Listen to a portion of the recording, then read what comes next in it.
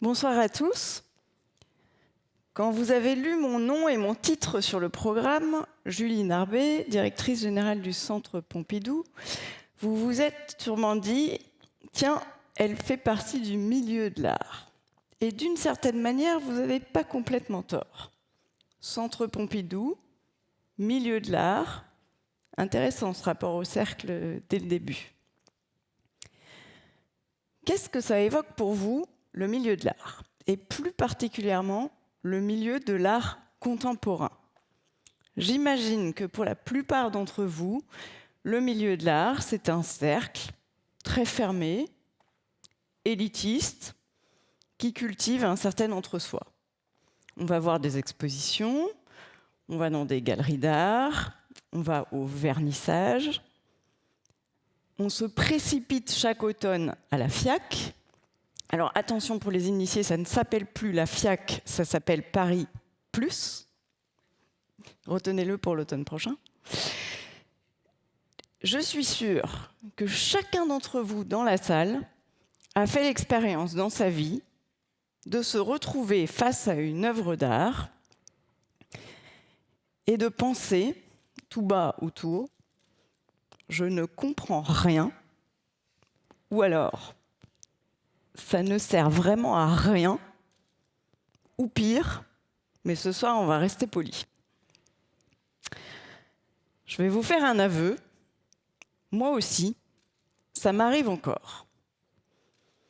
Mais quand ça m'arrive, à chaque fois, au fond de moi, il y a une petite voix qui me dit « Essaie de comprendre, fais confiance à l'artiste ». Ça, c'était un conseil de mon président au Palais de Tokyo. Fais confiance à l'artiste. C'était très précieux. Essaie de comprendre ce que l'artiste a voulu nous dire sur le monde. Et cette question, elle est fondamentale. Qu'est-ce que l'artiste a voulu nous dire sur le monde ? Elle est fondamentale parce que l'artiste, c'est l'anti-algorithme. Quand vous regardez une exposition, une œuvre, un spectacle, ce qui se passe, c'est l'exact inverse de ce qui se passe quand vous êtes sur les réseaux sociaux ou sur les plateformes de contenu en ligne. Quand vous allez sur TikTok, sur Instagram, sur Netflix, on vous dit « vous avez regardé ça, alors lisez ça », ou alors « vous avez liké ça, alors regardez ça ». Vous tombez dans le cercle infernal. C'est confortable. Et oui, c'est confortable parce que vous êtes conforté dans vos idées, dans vos goûts, vous pouvez les partager avec votre communauté, mais vous ne sortez plus du cercle. Et au fond, c'est votre liberté de penser qui est de plus en plus réduite. L'artiste, lui, il ne pense pas comme vous et moi. J'aime bien dire qu'il est une sorte d'anthropologue du contemporain. Par son regard différent, il va vous faire voir le monde différemment. C'est comme s'il cherchait à révéler une autre réalité. Et c'est ça qui est passionnant. C'est se confronter à ce regard différent des artistes qui vous permet d'élargir le cercle, d'exercer votre libre arbitre, de penser plus librement. Alors, je vais vous raconter peut-être une expérience qui est peut-être la plus marquante de mon rapport à l'art. C'était en 2016, au Palais de Tokyo. On avait invité un artiste qui s'appelle Tino Sehgal.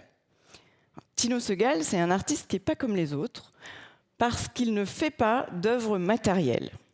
Toutes ses œuvres ne sont constituées que de rencontres humaines, de sortes de performances, ce qu'il appelle des situations construites. Alors, je m'apprête à entrer dans l'espace d'exposition, et là, un enfant vient me prendre la main. Il me regarde et il me dit « Qu'est-ce que le progrès ?» Alors, j'improvise quelques mots. Je suis un petit peu gênée, s'engage une conversation, et puis on continue à marcher. Et un adolescent vient prendre le relais de l'enfant continue cette conversation, on marche, puis un adulte vient finir cette conversation. Au total, donc cette expérience, cette œuvre, dure environ 5 minutes. J'étais pas très à l'aise à la fin. J'étais pas très contente de moi, parce que je dois vous avouer que je crois que la question du progrès, en 2016, elle n'était pas au centre de mes préoccupations.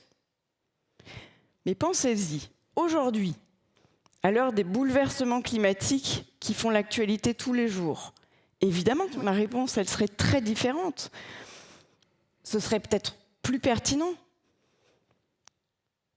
Mais je repense souvent à cette expérience. Parce que ce qui est intéressant, c'est que l'artiste, cette question, il me l'a posée il y a presque 10 ans. Et elle était puissante, cette question. Dans mon quotidien, j'ai la chance d'être confrontée, presque tous les jours, peut-être pas tout à fait, à cette vision que les artistes nous offrent du monde. Que ce soit les artistes modernes qui sont accrochés sur les murs du musée au Centre Pompidou, que ce soit les artistes contemporains que je peux rencontrer, que ce soit des danseurs, des écrivains, des architectes ou des créateurs en général. Et ce qui me fait lever le matin, ça n'est pas le énième cocktail du soir. Ça, croyez-moi, on s'en lasse très très vite. Mais c'est l'idée de faire grandir cette liberté, de la partager avec le plus grand nombre. Au Centre Pompidou, tous les jours, on accueille des classes, on se déplace dans les écoles, on travaille avec des associations pour aller à la rencontre des publics qui ne vont pas au musée, qui n'ont pas accès à l'art. On a créé un programme qui s'appelle « Un jour, une œuvre ». On prend une œuvre originale de notre collection, on la met dans un petit camion et on l'amène, c'est vrai, on a fait ça à Massy, on l'amène dans un lieu où l'art ne va jamais, ou va peu. Un hôpital pour enfants, un centre de migrants, un supermarché, une piscine municipale. On a même créé un camion qui s'appelle le MUMO, le musée mobile, en lien avec une association, et qui permet d'emmener une petite exposition dans le camion, de ville en ville, de village en village, de banlieue en banlieue, à la rencontre de ces publics qui ne sont pas familiers avec l'art.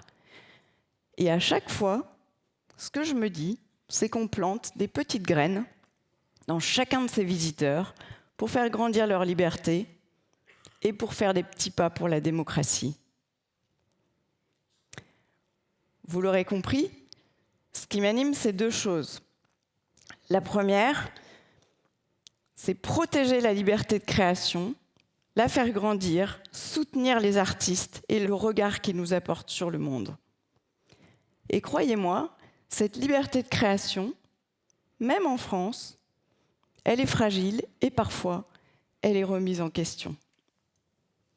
Et la deuxième chose qui m'anime, c'est de partager avec le plus grand nombre ces créations, cette liberté, pour que l'art soit partout et partagé.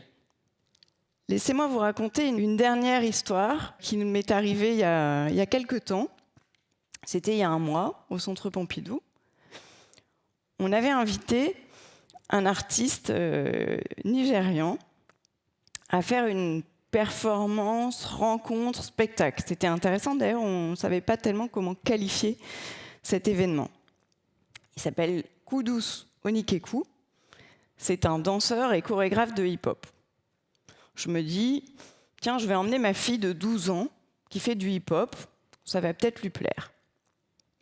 Sur le chemin, j'exerce moi-même ma propre liberté en me disant, je suis épuisée, j'ai une journée très dure, si c'est pas bien, je partirai discrètement. On arrive, l'artiste était là, au milieu de la pièce, avec ses musiciens. Il y avait une chanteuse inuite, un percussionniste indien, un guitariste, et il nous invite à nous mettre en cercle. Encore un cercle.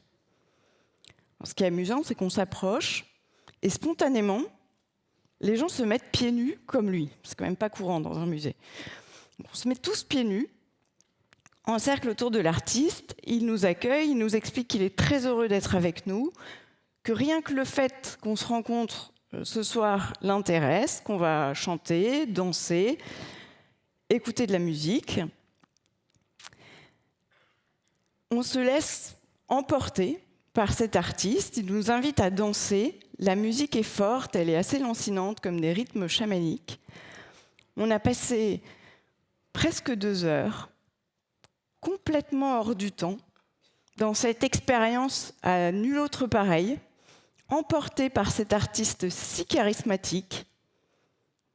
Et à la fin, ma fille me regarde et me dit « Maman, on peut revenir demain ?» Merci à tous.